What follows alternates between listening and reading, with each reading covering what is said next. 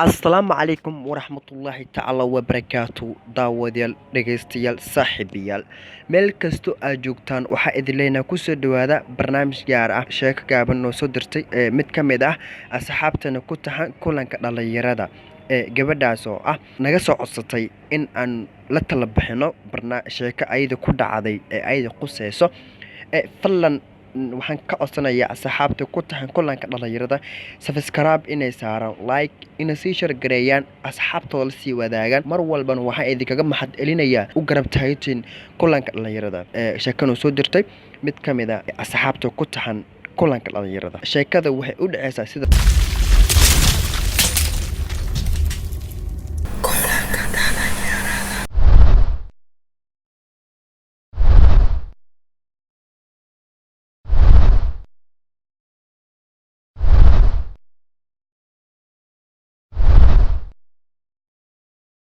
maalin maalmaha ka mid baa waxaan samaystay Facebook la maalintii aan sameeyay waxa igu soo darsaday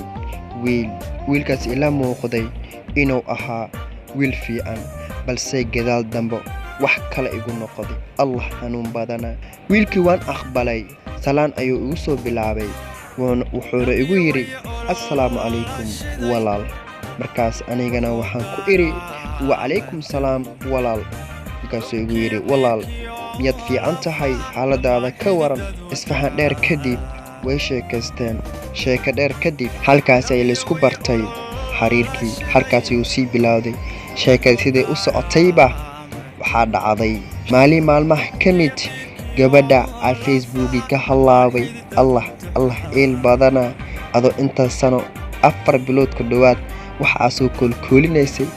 1 daqiiqo mise 2 daqiiqo wax ka yar ku way xanuun badana markaas wiilka gabadha Facebook ka baxday mise Facebook ka halaabay wiilkii wuxuu islahaa gabadhan gacantaada ku jirtaayo aysan ka baxsan gabadha Facebook markuu ka halaabay ku dhawaad hal bil amal walis weysana saleysku weysanaaba maalin maalmaha ka mid ah gabadhi waxay samaysatay Facebook kale ay samaysatay maadaama kii hore uu ka halaabay sidii hadalkeenu ugu sheegtay passwordka ayaa ka dhumay dawadeed kadib Facebook kale ay samaysatay wiilkii ay raadisay maadaama ay sawirkii u saaran yahay ama magac uu qoran yahay aydu taqaano markaas wiilkii dib u raadisay Allah laba kala maqnaa is heliyo maxaa halkaas ka dhalan doono markaas farxadii adduunka amal laakiin nasiib darose waa la kala maqan yahay hal degmo ma la wada joogo hal guri ma laga wada joogo leesmana arkaaye wala kala fog yahay Allah xanuun badana markaasi qoraalada la isku bilaabay assalaamu calaykum wa calaykum salaam walaal ari xageed ka baxad waa lagu waay Allah Facebook ay halaabay Allah sheekaysiida u socotayba laakiin hal mid jirto asxaabteyda aan la wadaagi rabo midaas oo gabadha waxay naga codsatay meeshay joogto iyo magaceedaba inaan adeegsan markaas gabadhii iyo wiilkii sheekada sidii u socotayba wiilkii sheekadu wuxuu u qaatay jacayl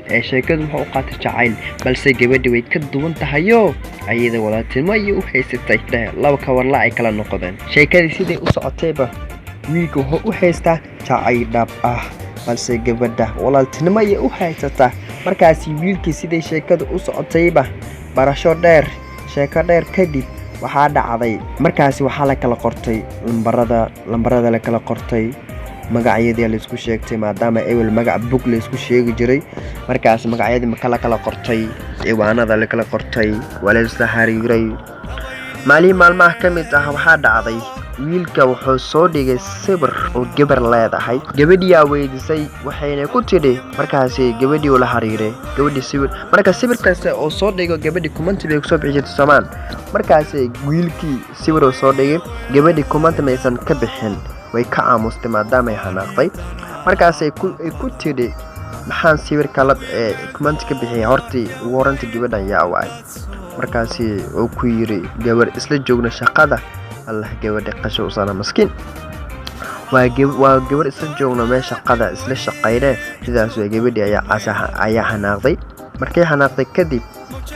waxaa dhacday gabadhii markay xanaaqday waxaa dhacday wiilkii gabadhii sidii kala aamuseen muddo si u aamusnay gabadh haddana wiilkiis la markaa soo laabtay halkaas sheekada la sii watay marka gabadhi waxay leedahay ila tala bixiya talabeen igu weydiisiyo anigan hadaynu nahay baxda kulanka dhalinyarada waxaan doorbidnay maadaama waxaan aniga kaliya inta isku koobi lahayn asxaabteena la wadaagno waxaan doorbidnay in asxaabteena la wadaagno markaas sheekadii sida u wadeenba gabadhi ilaa walaaltinimo u haystay mogtaan gabadhi markii dambe ay masiirtay markay aragtay sawirkii ayay masiirtay jacayl ayaa galay balse wiilkii jacaylkii ayaa ka burburay ka dhamaaday maadaama la kala xanaaqay la kala aamusay in muddo ku dhawaad sida ayadii hadalkii u dhigtay 3 toddobaad marka wiilku wuxuu yiri waa laga adiga kule